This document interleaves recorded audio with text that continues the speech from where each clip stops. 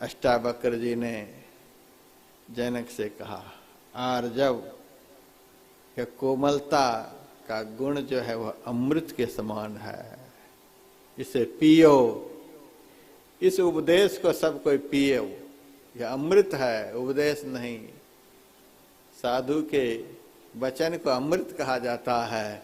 अमृत बाल में नहीं लगाया जाता है। अमृत मिल गया बाल में लगा लो। अमृत को कान में नहीं डाला जाता है, आंख में नहीं डाला जाता है। अमृत को पिया जाता है। जहर को फेंका जाता है। जो फेंकने वाली चीज है उसे लोग पी रहे हैं, जो पीने वाली चीज है उसको लोग फेंक रहे हैं। साधु संत के वचन को जीवन में नहीं उतारना, यही तो है अमृत को फेंकना। साधु संत के एक एक वचन हमारे लिए महान कल्याणकारी है। इसको पियो। और विषय रूपी विष जो है जहर के समान है। एक जन्म को कौन के सारे जन्म को बर्बाद कर देंगे। इसे फेंको। विषयान विषवत त्यज, पंच विषय रूपी विष को त्याग दो। क्षमा जब, क्षमा आर्जव यानी कोमलता, इसको पियो। उसके बाद दया, तीसरा अमृत दया है। सत्संग में अमृत बरस है, अभी पाठ हुआ था। लोगों को लगता होगा किस विषय की ओर चल रहे हैं महाराज जी। विषय का ही विश्लेषण हो रहा है, लेकिन दूसरी तरह से हो रहा है। सत्संग में अमृत बरसे, छाता लेकर के मत बैठो यहाँ। बरसे तो उस वर्षा में भीगो। लोग छाता लेकर जो रहते हैं सत्संग में, बरसने ही नहीं देते, शरीर में उतरने नहीं देते, भीतर जाने ही नहीं देते हैं। तो अमृत का रसास्वादन कैसे कर पाएंगे। जैसे हॉल में आते हैं वैसे हॉल से निकल जाते हैं। बाहर जाने के बाद फिर वही घोड़ा वही मैदान। सत्संग में अमृत बरसे, अमृत की वर्षा हो रही है। क्षमार जब दया तोषा, सत्यम पीयूषवत भजा। तीसरा अमृत है दया। दया भाव हृदय नहीं, ज्ञान कथे बेहद। ते नर नर के जाहेंगे, सुनी सुनी साखी शब्द।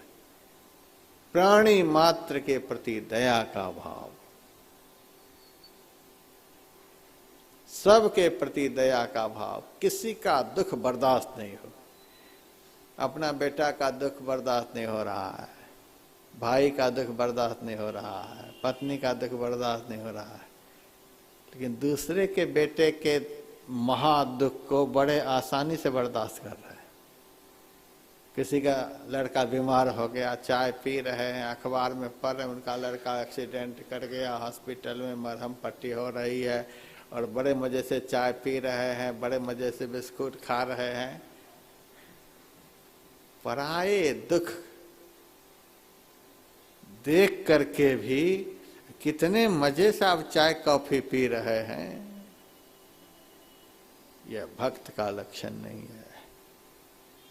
अपने शरीर का दुख, अपने परिवार का दुख जैसा दुखदायक होता है, वैसा ही दुख सारे संसार का हमें महसूस हो। यह साधु का लक्षण है, यह भक्त का लक्षण। किसी के दुख को बर्दाश्त नहीं कर पाए, ऐसा हमारा जीवन हो, ऐसा हमारा हृदय हो, किसी का दुख बर्दाश्त नहीं हो। हम लोग सुबह होते ही गुरु महाराज के सामने प्रार्थना करते हैं, सर्वे भवन्तु सुखिनः, सर्वे सन्तु निरामया, सर्वे भद्राणि पश्यन्तु, मां कश्चित् दुख भाग भवेत्, सर्वे भवन्तु सुखिनः।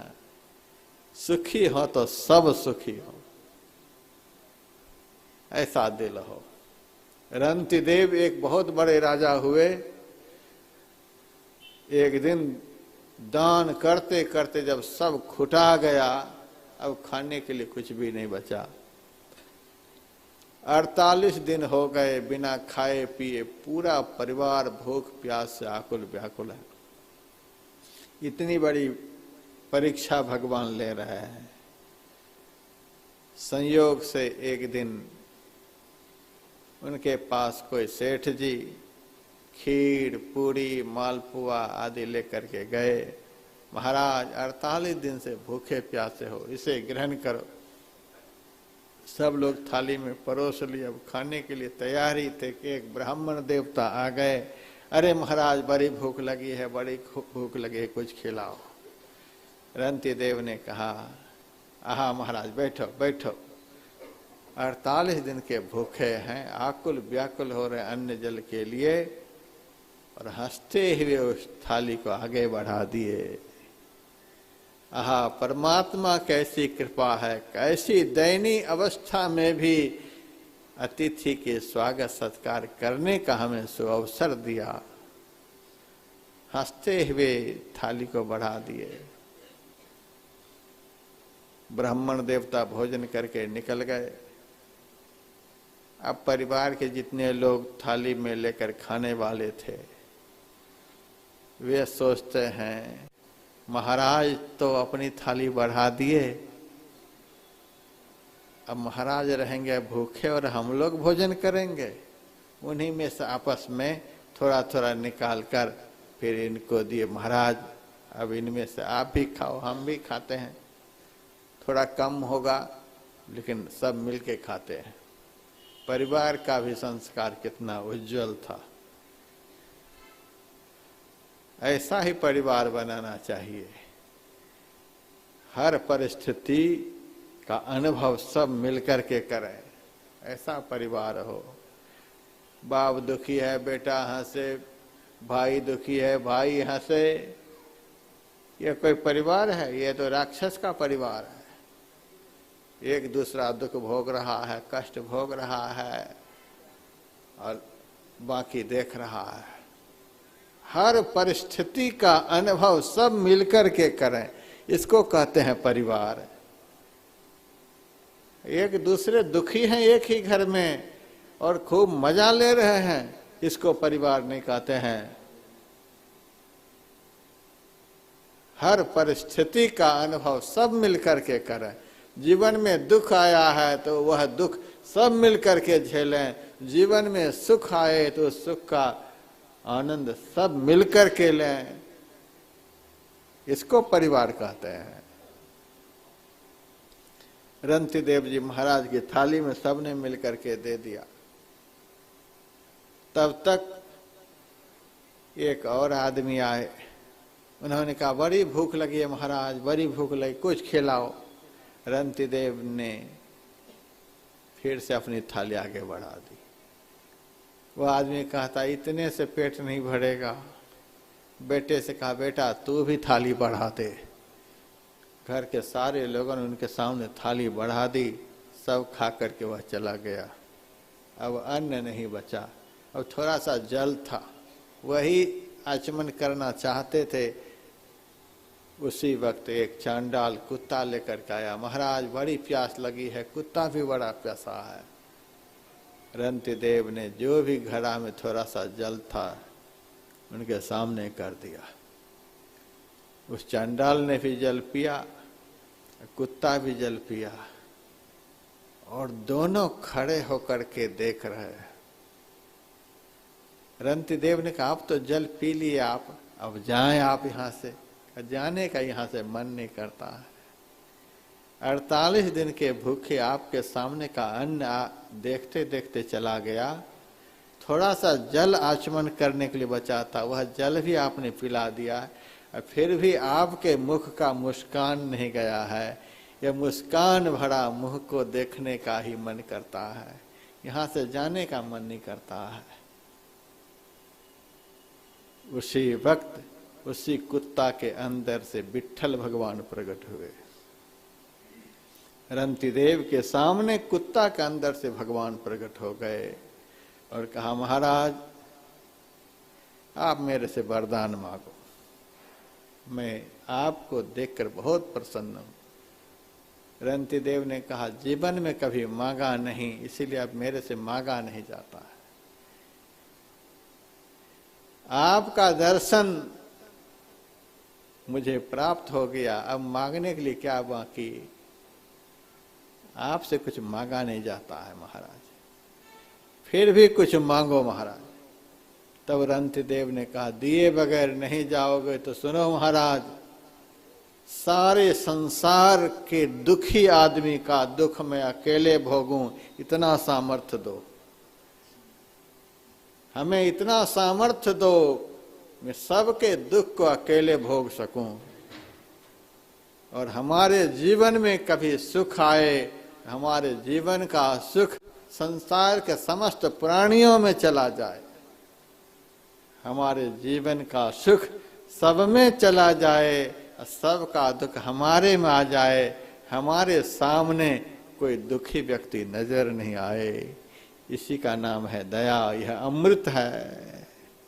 ऐसा दिल जिस दिन हो जाएगा, पत्थर से ब्रह्म प्रकट होगा। दयाहीन हृदय जिनका है तो भगवान भी उनके सामने पत्थर बन जाएंगे। पत्थर तो बन ही गए हैं। किसी भी मंदिर में जाते हैं, भगवान से बातचीत होती है। दयाहीन हृदय वाले के सामने भगवान पत्थर बन जाते हैं, दयावान भक्त के सामने पत्थर भी भगवान बन जाते हैं।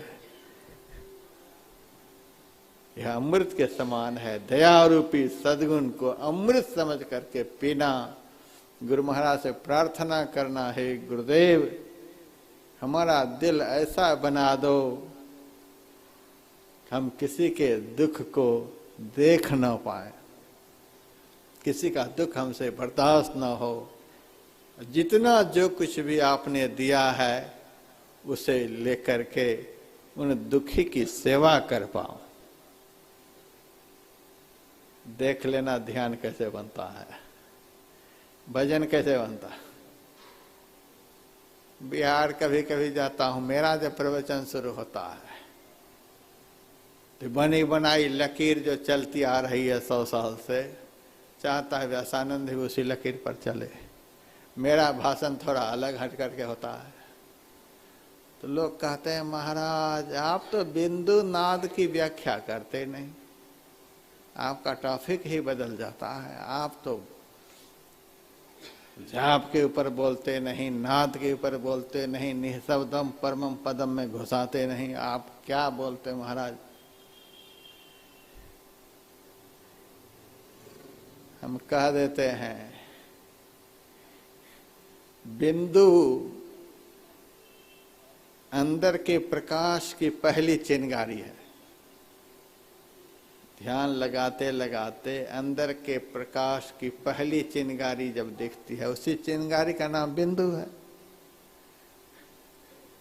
वह चिंगारी जब बोलने लग जाती है तो वही नाद है। प्रकाश जब होता है तो वाइब्रेशन भी होता है, तो वही नाद है। चिंगारी बोलती है, प्रकाश बोलता है। तो प्रकाश और आवाज को कहीं से हमें बाहर से लाना पड़ेगा। बिंदु को, नाद को, परमात्मा को और भी बहुत तरह की अनुभूतियों को हमें कहीं फैक्ट्री से लाना होगा भीतर में। सब कुछ जगह पर ही है। दुर्गुणों के राख इतने उसके ऊपर पड़े हुए हैं, वो राख हटते नहीं, वो प्रकट होते नहीं। जन्म जन्म के दुर्गुण रूपी राख को ये सद्गुण रूपी आग के सामने से हटाओ, ये सब के सब अपने प्रकट होने लग जाएंगे। बिंदु को प्रकट करने के लिए कहीं जाने की जरूरत नहीं, नाद को प्रकट करने के लिए नगाड़े बजाने की जरूरत नहीं, ये तो खुद दिन रात बज रहा है। प्रकाश तो दिन रात खुद के खुद हो रहा है। जिस कारण से इसका अनुभव नहीं हो रहा है, उस कारण का निवारण करो, अपने ये प्रकट होंगे। कारण का निवारण हुआ नहीं। एक झोली में कांटा है रे, एक झोली में फूल, अरे कुछ कारण होगा, कारण का निवारण करो। दया भाव हृदय नहीं, ज्ञान कथे बेहद, ते नर नर के जाहेंगे सुनी सुनी साखी शब्द। भक्त का यह गुण है, दया भाव का होना।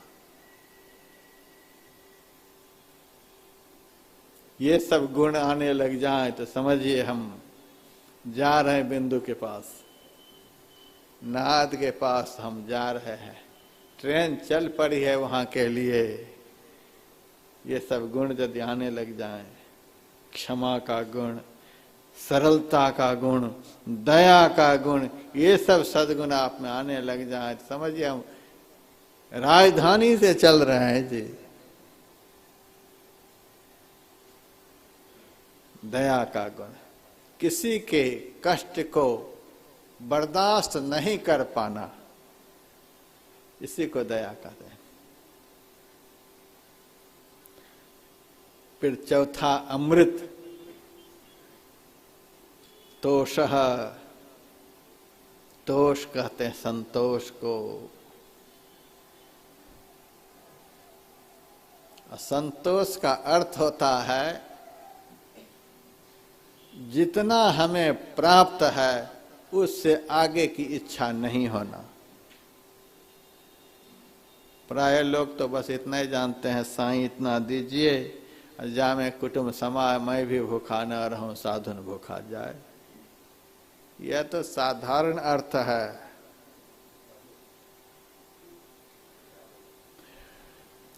असली अर्थ संतोष का जितना है उससे आगे की इच्छा नहीं करना। हमको कितना चाहिए, कितना से हमारा काम बनेगा, कितना से हमारा परिवार चलेगा, जिन्होंने दिया है उनको पता नहीं है। जिन्होंने दिया है उनको पता नहीं है कि इनका परिवार कितना से चलेगा, इसका पेट कितना से भरेगा। तू काहे के लिए हाय हाय कर रहा है? जिन्होंने तुम्हें दिया है, तुम्हें कितना देना चाहिए, कितना से तुम्हारा काम बनेगा, देने वाले को सब पता है। तुम उसमें काहे हस्तक्षेप कर रहे हो? कबीर मैं क्यों चिंताऊं, मम चिंता का होय, चिंता मेरी हरि करें, मोहि न चिंता कोय। हमें कितना देना चाहिए ये गुरु महाराज को है। यहाँ पर हमारे मुख्य यजमान राम का परिवार है।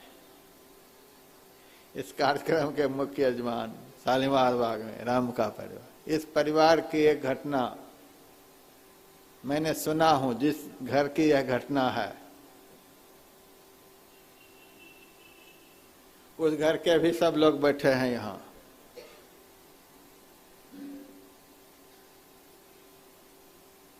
गुरु महाराज की शरण में गए, बड़े चिंतित।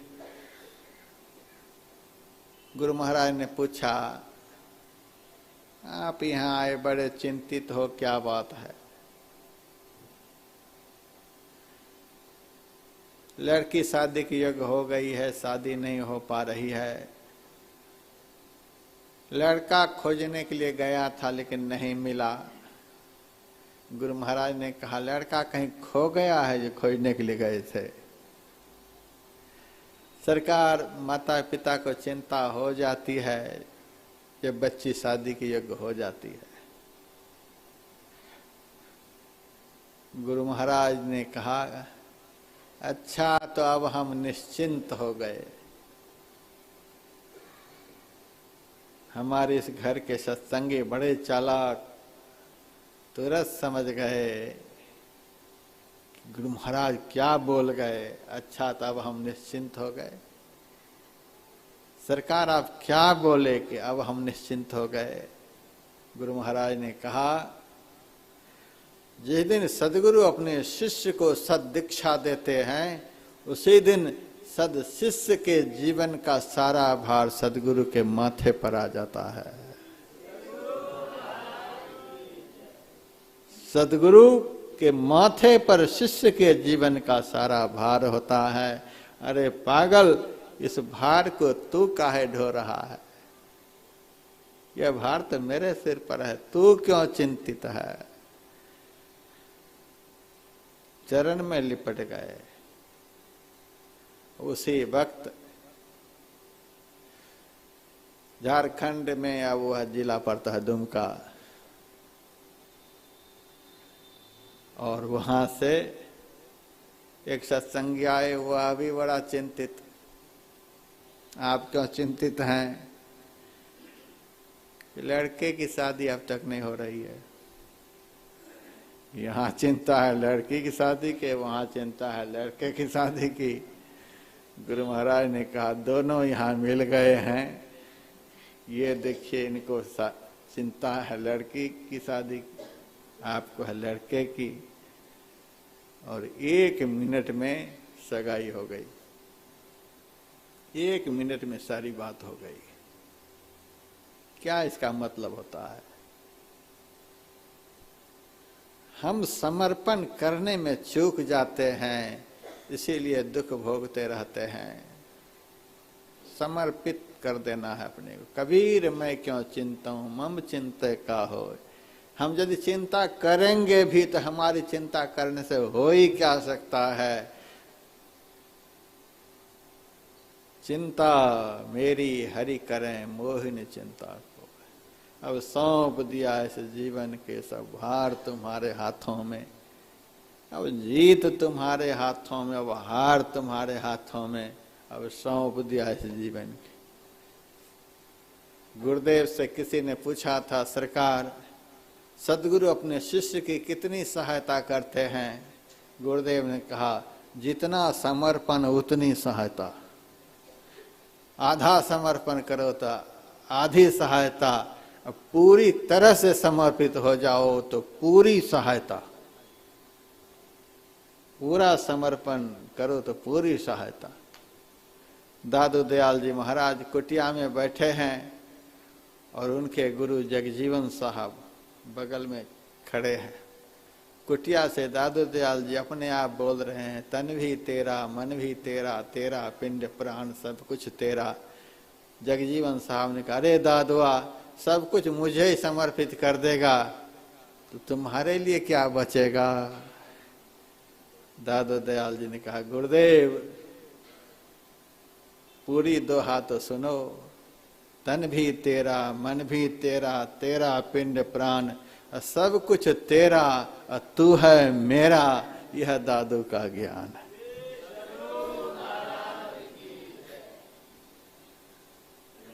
पाणी ग्रहण संस्कार को ही विवाह कहते हैं। विवाह के मंडप पर आचार्य के हाथ में कन्यादान करने वाले के हाथ में कन्या का हाथ, और उस हाथ को वर के हाथ में दान करने वाले समर्पित करते हैं। हमारी कन्या का हाथ अब आपके हाथ में है। अग्नि को साक्षी रख करके यह संस्कार किया जाता है। इसको पाणी ग्रहण संस्कार कहते हैं। वर के हाथ में अपनी कन्या का हाथ समर्पित कर दिया जाता है। ये पाणी ग्रहण संस्कार। अब तो फोटो खींच लेता है, क्योंकि लोगों को विश्वास नहीं रह गया है। बाद में कहीं हाथ खींच न ले, फोटो खींच लेते हैं ताकि अदालत में दिखा भी सकें। बड़ा मामला गड़बड़ हो गया है। लेकिन पहले के जमाने में तो बड़ा विश्वास होता था। ये साग बैगन की बात नहीं है कि इसको बेच लो कहीं चौराहे पर। किसी के घर आपने इज्जत सौंप दिया, कोई साग बैगन समर्पित किया है, सो बात नहीं है। ये बहुत बड़ी बात है अपने घर की इज्जत को किसी के हाथ में सौंपना। संस्कारहीन लोग ही इस पाणी ग्रहण संस्कार के महत्व को नहीं समझता है। इसीलिए आए दिन तलाक, आए दिन तलाक, आए दिन तलाक। मेरे पास एक लड़का आया था, महाराज आशीर्वाद दे दो। क्या आशीर्वाद दो? शादी हो जाए। जाओ, हो जाएगा। फांसी पर ही चढ़ने के लिए आए हो महात्मा के पास, तो जाओ ले जा आशीर्वाद। और 2 साल के बाद आया फिर रोने के लिए, महाराज आशीर्वाद दे दो। अब क्या आशीर्वाद में चाहते हो? अब तलाक हो जाए। 2 साल पहले कोई और आशीर्वाद, 2 साल के बाद दिया। अब क्या हो गया? महाराज उब गए, उससे उब गए। ऐसा चल रहा है। पहले के समय में बड़ा विश्वास होता था इस संस्कार का।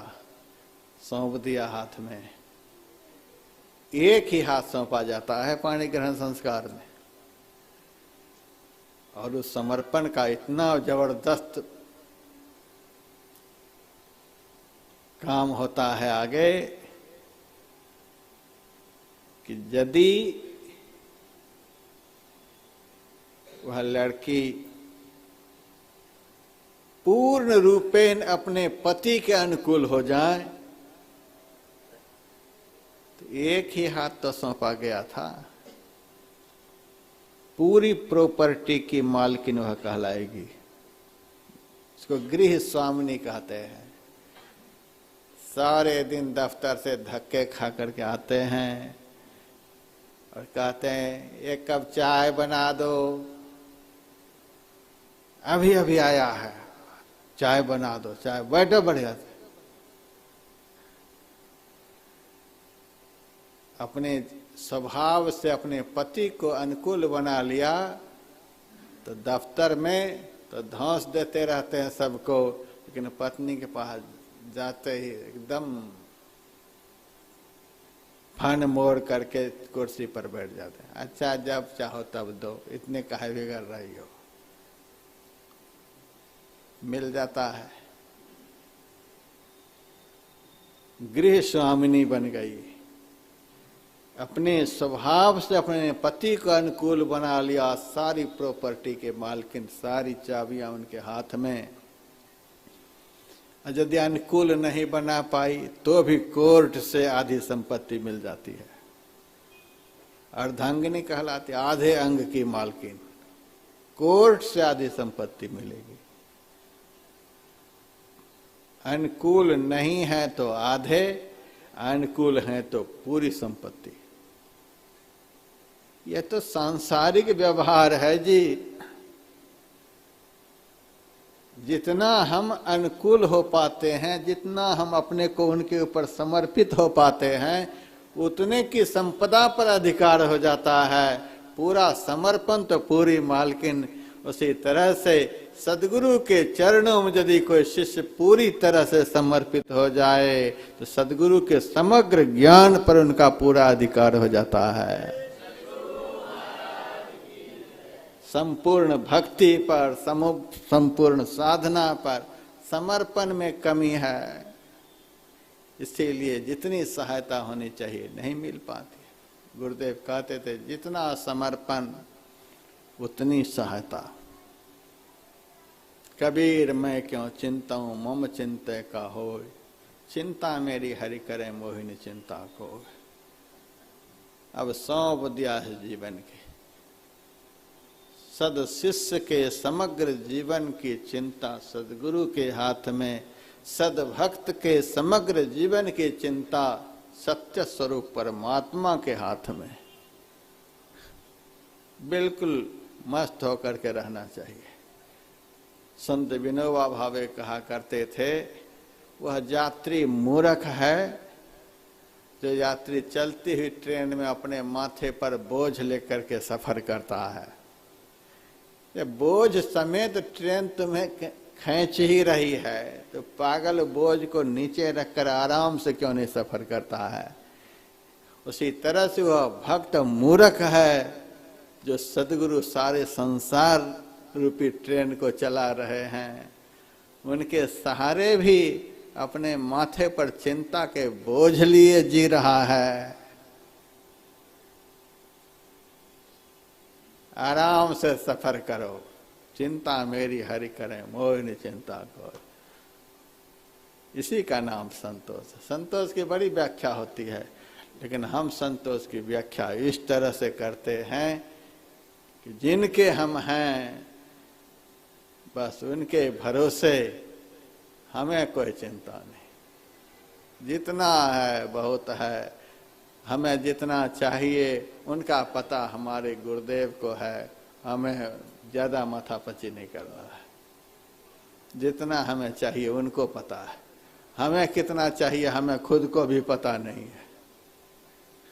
हमें यदि पता होता तो हम एक ही बार में सब बात बोल गए होते।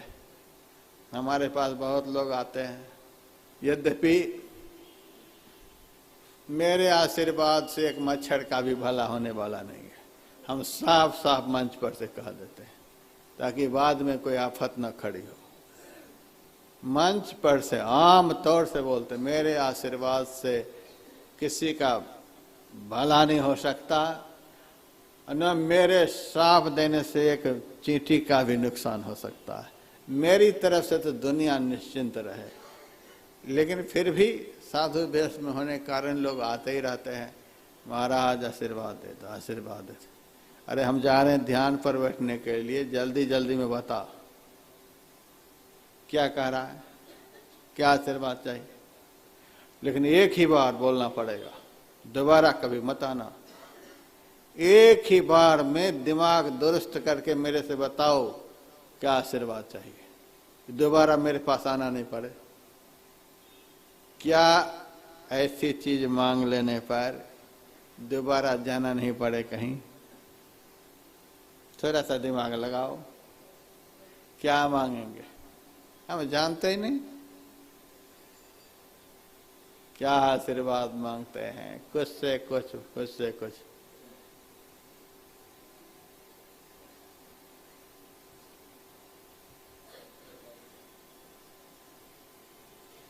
कुछ से कुछ, कुछ से कुछ मांग लेते हैं और सारे जीवन मांगते ही रहते हैं।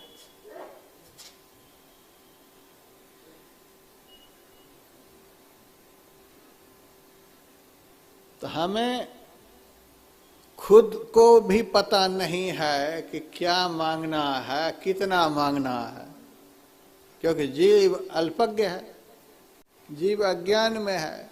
इनको पता ही नहीं कि क्या मांगना है और कितना मांगना है कि फिर दोबारा मांगना ही नहीं पड़े।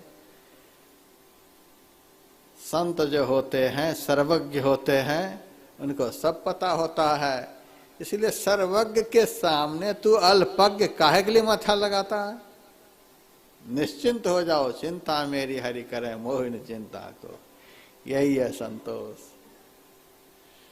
सर्वज्ञ के सामने अल्पज्ञ जो दिमाग लगाता है वह मूर्ख है, मूर्ख ही धोखा खाता है। सर्वज्ञ के सामने अल्पज्ञ बोल रहा है क्या चाहिए, वह चाहिए, वह चाहिए। हम सर्वज्ञ उनको समझ नहीं पा रहे हैं।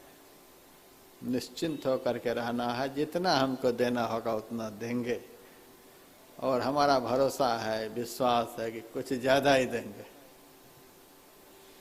जितना हम चाहते हैं उससे ज्यादा ही देंगे। गुरुदेव हमारे असीम हैं, हमारा ज्ञान सीमित है।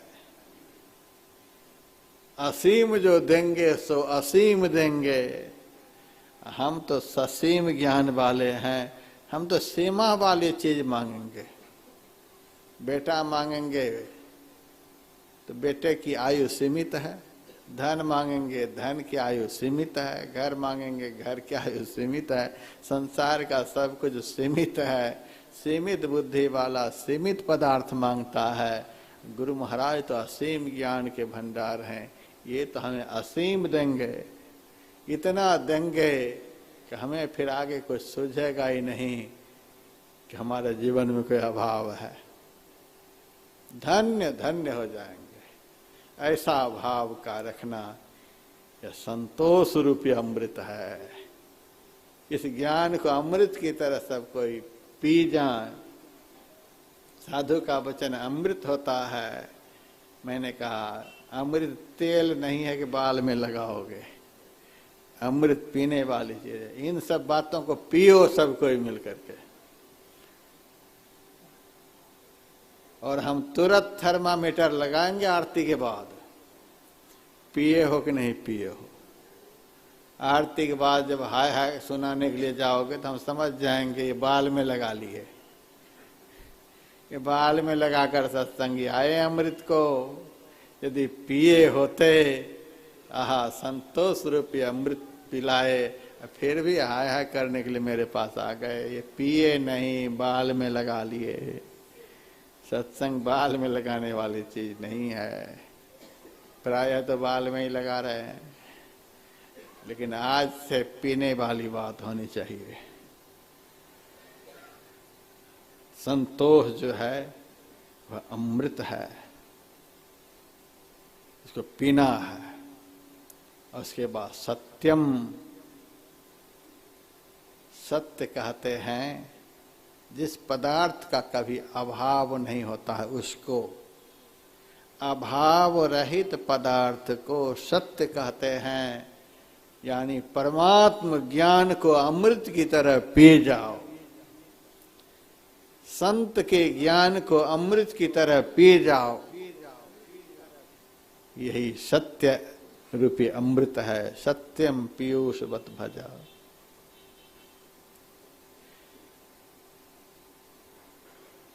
लोग एकादशी का व्रत रखते हैं, यही तो सुना रहा था। पेट को तो भूखा रख देते हैं, लेकिन जिनको भूखा रखना है उनको तो एकादशी के दिन भी खिलाते ही रहते हैं। इंद्रियों को